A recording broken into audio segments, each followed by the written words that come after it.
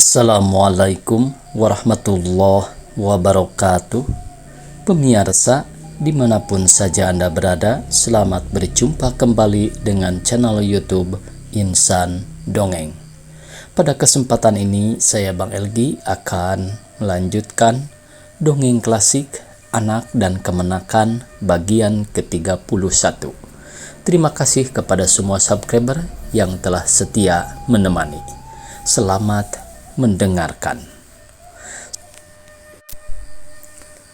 Setelah beliau meminta terima kasih kepada kami atas sekalian kebaikan kami kepada mereka dan meminta supaya keluarga beliau ini tetap kami pandang sebagai kaum keluarga kami sendiri, berpulanglah beliau ke rahmatullah dengan nama Ali Akbar pada bibir. Di situ menangislah pula Sultan Ali Akbar akan kematian saudaranya yang malang ini yang disebabkannya sendiri. Jika tiada didengarnya tusukan setan iblis dan tiada diturutkannya hawa nafsunya yang loba, tiadalah sampai abangnya berpulang mengandung dengan sedih dendam yang sedemikian itu.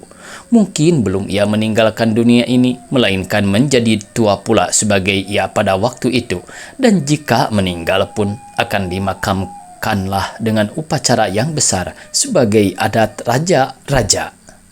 Yang melipurkan hatinya dan menimbulkan perasaan syukur kepada saudaranya ini ialah karena ia ingat kepada adiknya dan niscaya mengampuni sekalian dosanya padanya di dalam sakaratul mautnya. Ia pun mendoakan supaya arwah kakaknya ini dilapangkan di dalam kuburnya, diampuni dosanya dan dapat rahmat dan nikmat di alam barzah. Misteri yatim pun pilu pula mendengar nasib datuknya yang malang ini yang meninggal tersembunyi di desa kecil dalam keadaan yang melarat. Pun hadirin yang lain yang mendengar kematian yang sedih ini ikut berduka cita.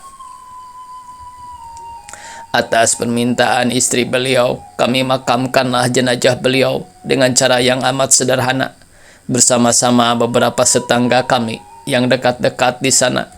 Pun atas kehendak istri beliau pula, tiadalah kami kirimkan kabar ke Indrapura tentang wafatnya Engku Sultan Ali Rashid. Sepatutnya lah mereka masih marah kepadaku, kata Sultan Ali Akbar dalam hatinya.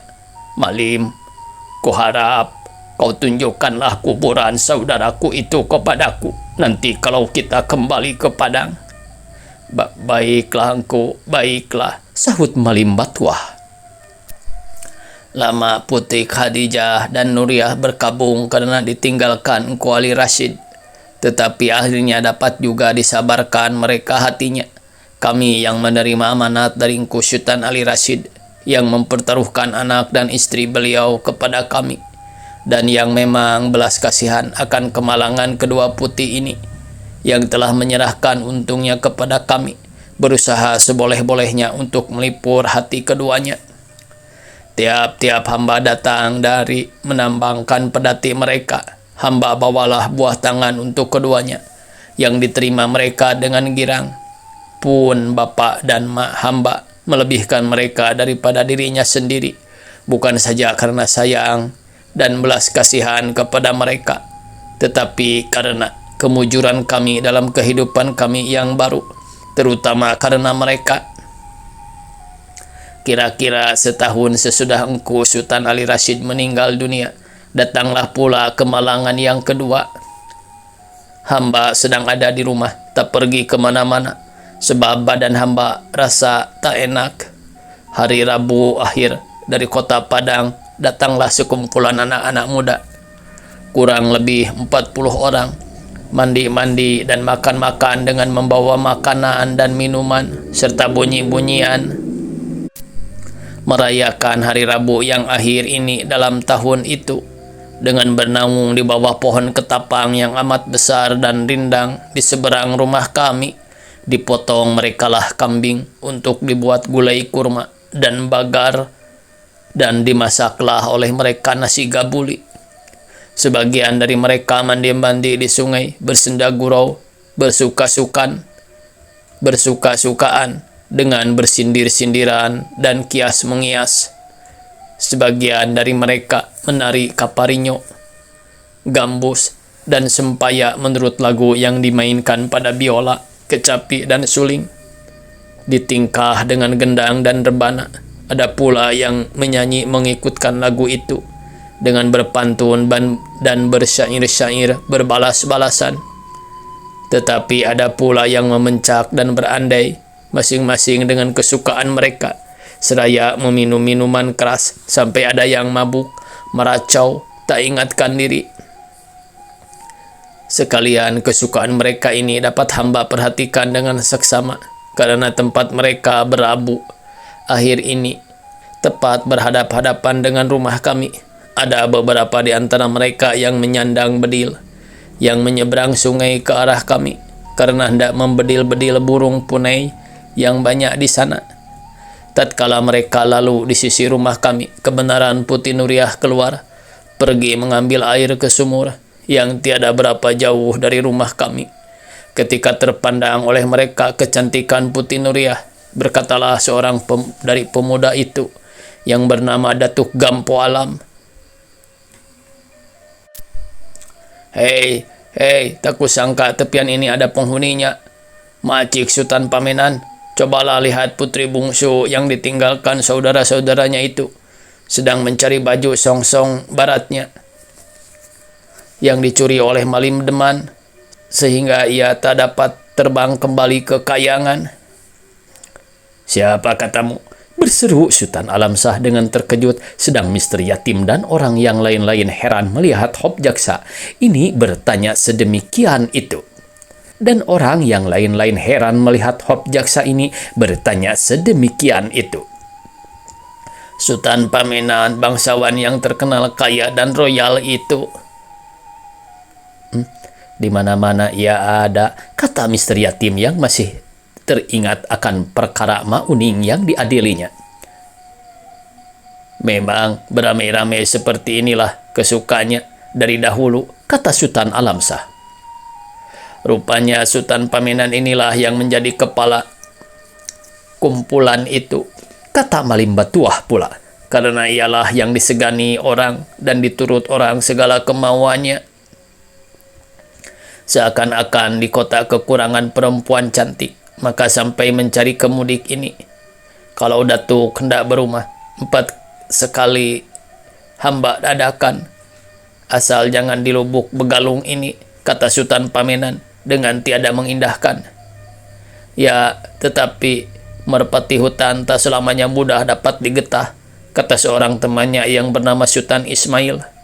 Sebagai kata pantun, gelang bajang didiang basah, tulang dibakar baunya tengit, dipandang gampang dipegang susah, sebagai bulan di atas langit. Bagiku tak ada yang susah, walaupun putri bungsu dari kayangan sekalipun. Engkau kenal padaku, sahut Sultan Pamenan dengan angkuhnya. Jangan takabur Sultan, manusia bersifat gawai, hanya Tuhan yang bersifat kadim, kata Sultan Ismail dengan bencinya karena tak suka melihat keangkuhan kawannya itu. 100 rupiah untukmu kalau aku tak dapat mengawini perempuan mudik itu malam ini juga, kata Sultan Pamenan yang mulai panas hatinya. Malam ini juga? Aku tahu kekayaan dan keroyalanmu, begitu pula keberanian dan kegagahanmu. Tetapi untuk mengawini perempuan, walaupun perempuan mudik sekalipun, harus ada waktu yang lebih dari sehari.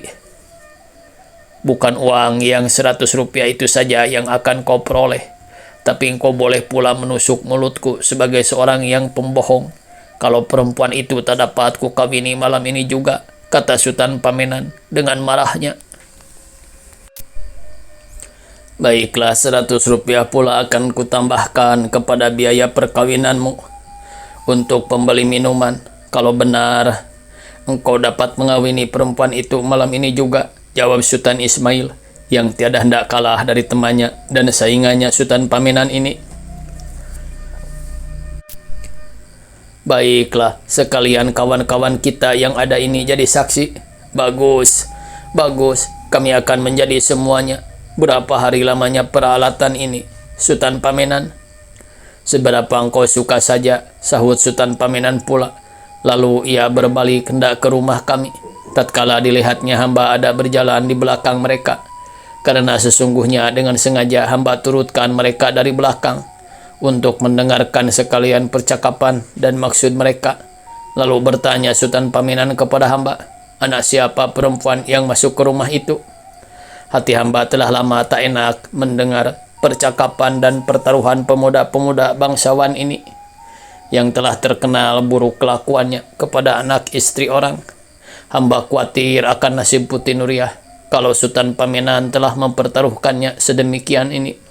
Karena hamba memang telah mendengar kekerasan hati Sultan ini mempertahankan kemegahannya dalam perkara yang sedemikian ini. Hati Sultan Alam Shah dengan istrinya serta Mr. Yatim mulai berdebar mendengar riwayat ini. Khawatir kalau Sultan Pamenan ini pula ayah Mr. Yatim. Sekarang apa yang akan jawab hamba? Berbohong untuk melindungi Putri Nuriyah mungkin bertambah tak baik, karena mereka telah melihat Putri Nuriyah masuk ke rumahnya. Oleh sebab itu hamba jawab, anak orang di sini, tetapi ayahnya telah meninggal dunia. Mamanya atau ibunya atau keluarganya yang lain? Tanya Sultan Pamenan pula. Mamanya tak ada, keluarganya yang lain-lain tak hamba kenal. Ia tinggal berdua dengan ibunya dalam rumah itu. Baik, bawalah aku kepada ibunya itu. Oleh karena hamba tak hendak menjauhi pemuda-pemuda ini, hamba bawalah mereka kepada Putri Khadijah. Lalu Sultan Pamenan berkata, Mak, hamba ini Sultan Pamenan, bangsawan yang terkenal di Padang. Mungkin Mak telah mendengar nama hamba. Jika belum, tanyakanlah kepada kawan-kawan hamba ini. Hamba datang ini untuk meminang anak Mak yang hamba lihat ke sumur tadi. Malam ini juga hendak hamba kawini dia. Hamba harap Mak sukakan, karena jika tidak Mak sukakan, akan hamba kawini juga ia, tidak dengan sesuka Mak. Mak tak usah bersusah payah apa-apa. Segala biaya dan keperluan hamba tanggung. Uang hamba cukup untuk membiayai perkawinan yang 100 kali lebih mahal dari ini. Putri Khadijah tak dapat menjawab, hanya air matanya yang berjatuh berderai karena perbuatan Sultan Pamenan yang merajalela kepada anaknya yang seorang.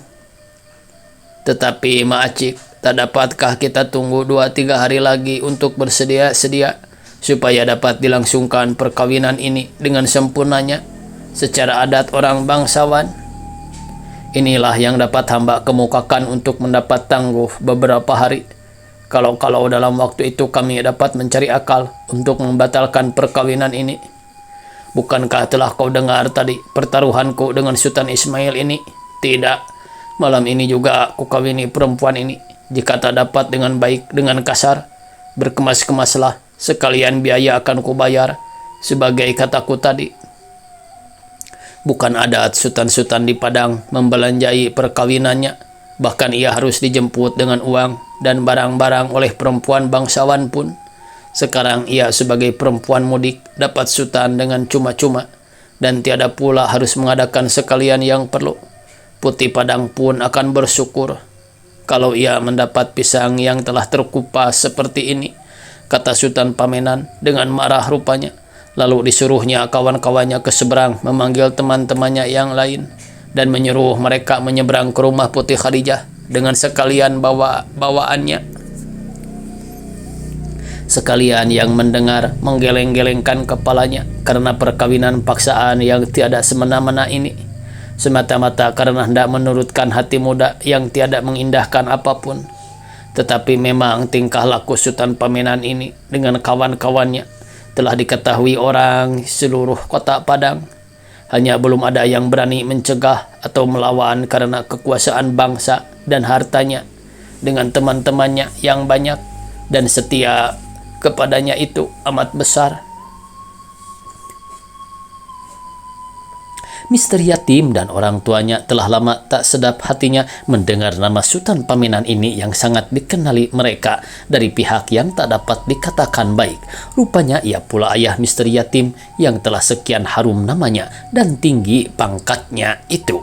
Karena ia telah dikatakan melimbat tuah tadi memang cucu Sultan Ali Rashid. Oleh sebab itu perhatiannya sangat terikat kepada cerita tukang pedati yang sangat berjasa kepada keluarga datuknya ini.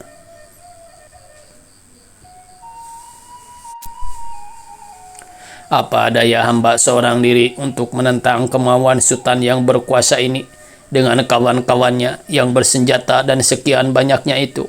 Oleh sebab itu segeralah hamba beritahukan hal ini kepada bapa hamba yang tiada pergi menambangkan dosnya karena hari Rabu akhir itu. Tatkala didengarnya kabar ini, ia hanya dapat menggeleng-gelengkan kepalanya seraya berkata, demikianlah nasib kita yang tiada berdaya ini, dipermain-mainkan, diperbuat sesuka hati oleh orang yang berkuasa yang sebenarnya harus membela kita. Tidak diturut binasa badan, jika diturut aib nama, mana yang hendak dipilih. Lalu kami rundingkanlah perkara ini bersama-sama Putri Khadijah dan mak hamba masak-masak. Pada pikiran hamba, baik kita turutkan kemauan mereka, karena sesungguhnya tak ada jalan lain yang dapat kita lalui daripada tertelungkup baik miring. Yang tak baik dalam hal ini ialah sebabnya dan cara ia mengawini Putri Nuriyah. Kalau bangsanya nyata tinggi sepadan dengan Putri Nuriyah, apalagi katanya ia suka menanggung segala biaya perkawinan yang sesungguhnya jarang dilakukan sultan-sultan di Padang ini, kata hamba. Pikiran hamba pun demikian pula, kata bapa hamba, karena sesungguhnya Sultan Pamenan ini tak dapat ditentang kemauannya, biarpun bagaimana akan diteruskannya juga kesukaannya. Baginya terbujur lalu terbelintang patah, namun anak kita akan diambilnya juga, kita juga yang binasa. Oleh sebab itu marilah kita menyerah. Sementara itu kita usahakan supaya perkawinan ini sedapat-dapatnya dilangsungkan juga secara resmi, walaupun dengan serba sederhana. Jika kita rintangi, niscaya akan dirampasnya dengan kekerasan anak kita atau dilarikannya. Bertambah buruk jadinya nama kita. Memang benar kata kakaknya itu, tak ada jalan lain, karena untung kamilah yang malang. Sesudah ditinggalkan engkau, sekarang ditimpa pula oleh kehinaan ini, kata Putri Khadijah dengan amat pilu suaranya, sedang air matanya berlinang-linang ke pipinya. Dengan segera kami adakanlah sekalian yang amat perlu, dan kami undanglah sekalian orang yang harus hadir. Dengan pertolongan setangga kami dan sahabat kenalan kami yang dekat-dekat, dapat juga kami hiasi rumah Putri Khadijah. Kami pinjam pakaian pengantin dan kami perbuat tempat ketiduran yang baik. Kami sediakan makanan dengan piring cangkirnya, sedang kadik pun kami panggil pula. Sultan Pamenan pun berusaha pula menepati sekalian perjanjiannya. Kawan-kawannya dikerahkannya mencari dan mengadakan sekalian keperluan. Makanan dan minuman dibelinya dari toko yang ada di Lubuk Begalung, beras, kambing, dan ayam. Ditambahnya dan uang untuk belanja dan keperluan yang lain-lain diberinya. Sehingga sesungguhnya kami tak banyak lagi harus berusaha. Akhirnya selesai jugalah segala persediaan. Lalu dikawinkanlah Sultan Pamenan dengan Putri Nuriyah secara yang biasa dilakukan di Mudik, yaitu dengan sederhananya.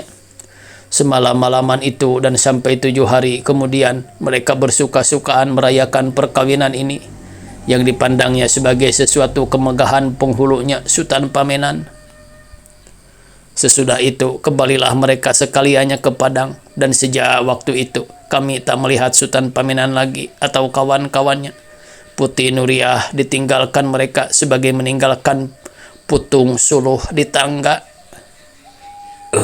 Waktunya habis pemirsa. Dicukupkan sekian dulu. Semoga esok kita bisa berjumpa kembali. Billahi taufiq wal hidayah. Wassalamualaikum warahmatullahi wabarakatuh.